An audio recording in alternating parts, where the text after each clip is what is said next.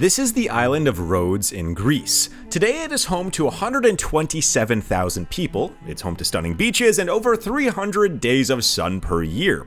But back in ancient times, it was an island that was destroyed by a new tool that the world had never seen before. And it's a tool that is still secretly being used today to help destroy entire nations. It was not a navy, not an invading army, nor a religion, not a natural disaster, not even a pandemic. Rhodes collapsed due to an invention called telonion asylon, which roughly translates to tax sanctuary. You see, at the time, the island of Rhodes was one of the richest and most powerful states in all of the Mediterranean.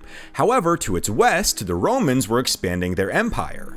And in the 2nd century, as a way to decimate Rhodes, Rome declared the Roman-controlled island of Delos a tax-free port, allowing for unlimited commercial activity and wealth on Delos to be tax-free. And suddenly, the island of Delos saw one of the quickest explosions of population and wealth concentration in the history of the world. The island became arguably the most important trade hub in the entire Roman Empire. It did this while simultaneously having nearly no laws or regulations for the wealthy on Delos, and allowed for almost unlimited construction activity and resource extraction. While Delos became prosperous, the Greek island of Rhodes had one of the quickest collapses of the ancient world.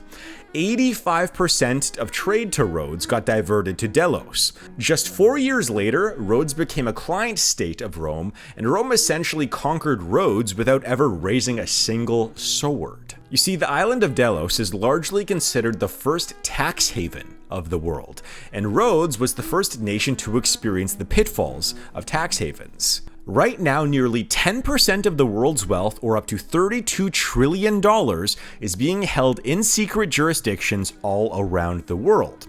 And secretly, a handful of places on the planet are actually home to the greatest wealth in the history of the world. So how did this happen? And how are these small islands and nations all around the world catapulting their power and wealth? Meanwhile, the average person is becoming less prosperous every single year. So you know what's funny about rich folks? No matter how rich they are or what time they are from, they're always trying to hide their money.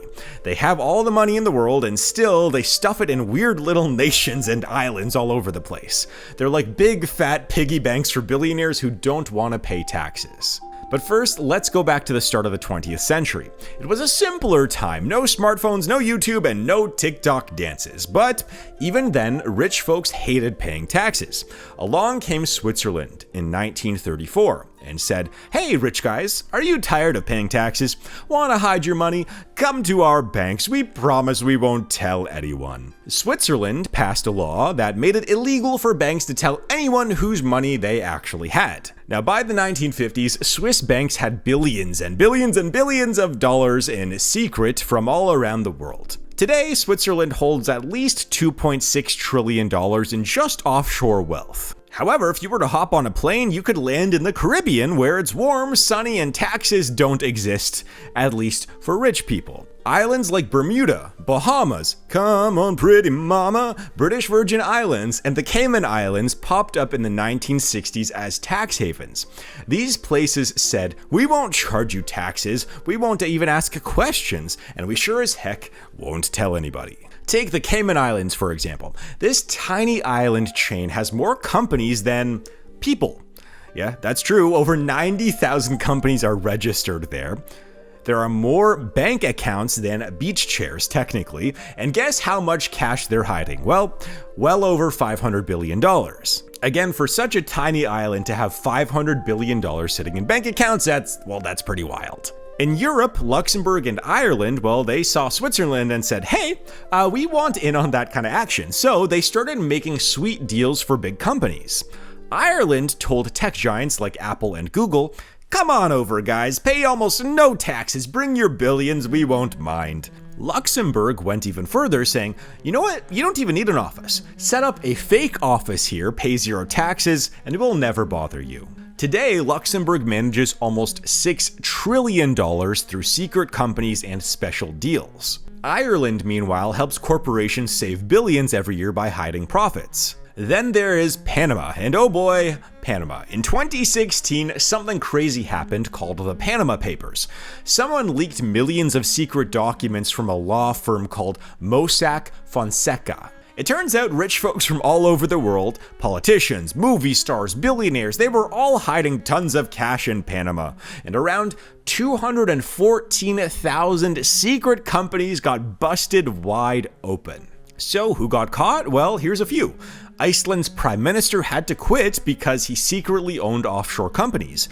Britain's prime minister at the time, David Cameron, had to apologize for his family's hidden accounts. Even big soccer stars like Lionel Messi got caught in the mess too. Panama became famous for all the wrong reasons, but did it stop rich folks? Nope, they just moved their money somewhere else. Where was that somewhere else? Let's keep going. In 2017, another big leak happened called the Paradise Papers. This one involved Bermuda, Bahamas, and the British Virgin Islands. So who got caught in this one? Well, a lot of people. Companies like Apple, Nike, and Facebook were found hiding money to avoid taxes.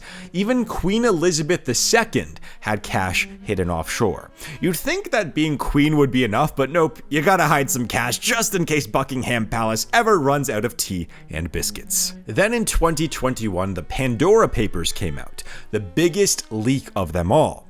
These papers showed over 330 politicians from 90 countries hiding assets. King Abdullah of Jordan owned secret homes worth over $100 million in places like Malibu and London, bought secretly through offshore companies.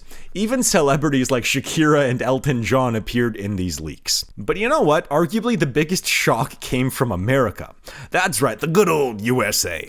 You might think America fights against tax havens. Well, think again. Because America is sort of a tax haven. American states like Delaware, South Dakota, and Nevada decided to become tax havens too. Delaware alone has over 1 million secret companies. South Dakota manages over $360 billion in hidden trust accounts. America, the country always preaching honesty, became the #1 secret tax haven in 2022. Even the US Treasury said America might be the best place in the world to hide and launder dirty money. Now, one question you might have is, so what if billionaires are hiding money? That doesn't affect me, right? Well, wrong. Each year, tax havens steal about $480 billion from countries all around the world. That's money that could have fixed your school, built hospitals, or even made your lunch taste a little bit better, sometimes. So here's how it works. Giant companies like Apple, Google, or Nike set up offices in places like Luxembourg or the Cayman Islands. Even though nobody really works there, they pretend their profits come from these tax havens, which charge almost no tax, instead of countries like the US or Canada where they actually sell stuff. So the winners are rich people and giant companies. They save billions. Losers are, well, everyone else. Countries lose tax money, schools close, potholes never get filled, and grandma's social security check starts shrinking. If you want to get a little bit more specific, America loses about $90 billion each year because companies stash their profits offshore. And that number for Canada is actually $20 billion, meaning rich Canadians hide their money arguably more than anyone else in the world. Poor countries also lose quite a bit as well, because a lot of the rich folk often hide their money offshore instead of helping out their own people or their own country. For example, combined, a lot of the African countries lose about $15 billion every year to tax havens. And because of all this, you'd think that these tax havens, the places like Bermuda, the Cayman Islands, and Switzerland, they'd be swimming in money, right? Well, a little bit. Sure, places like the Cayman Islands have lots of banks and fancy buildings, but all this cash makes life expensive. Houses cost a fortune, and local people often can't afford to live there. Plus, these islands become totally dependent on rich foreigners. If one day billionaires pick up their cash and leave, the islands go broke. So here's a number to put that in perspective. The Cayman Islands banks and offshore firms account for over 50% of their entire economy. Imagine if half of your city or country just disappeared if rich people stopped hiding cash in it. And another big piece of irony here is actually that governments and big banks publicly say tax havens are bad, but they themselves secretly use them too. For example, HSBC, which is one of the world's largest banks, got caught helping people hide over $100 billion in Switzerland. They pretended they didn't know, but come on, who are we kidding? Big accounting firms like Deloitte and KPMG design fancy schemes for big companies to pay zero taxes. They say it's legal, and it's legal, sure, but it also doesn't sit right with most people. And you know the old saying, the rich get richer and the poor get, well, nothing? Well, it's true, and tax havens are the ultimate tool rich folks use to keep it that way. I mean, did you know that 80% of all offshore money belongs to the top 0.1% of the richest people in the world? Not even the top 1%, the top 0.1%. That means essentially a tiny group of multimillionaires and billionaires own almost all of the hidden cash in the world. They don't just have more money than the rest of us, I mean, they have a whole secret world that you can't even think about or get into. Regular folks pay around 30% of their money in taxes, but billionaires hiding their money offshore, well, they often pay close to zero. That's right, zip, nada, nothing. You pay taxes so the government can fix roads, build hospitals, and teach your kids math, unless they're really bad at it. Meanwhile, billionaires use roads, hospitals, and workers, but refuse to chip in.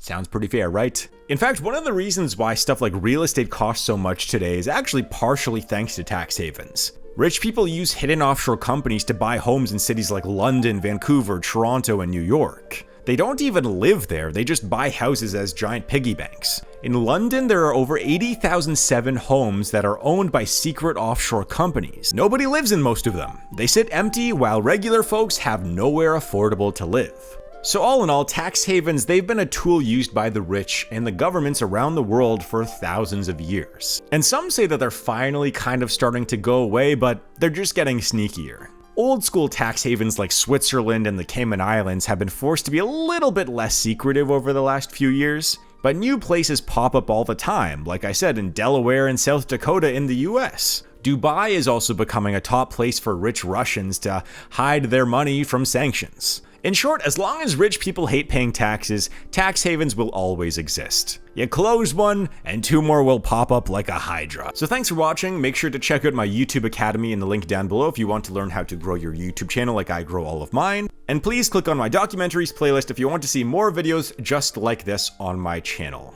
So click on that, and I'll see you guys in my next video, or in my course, in just a few seconds.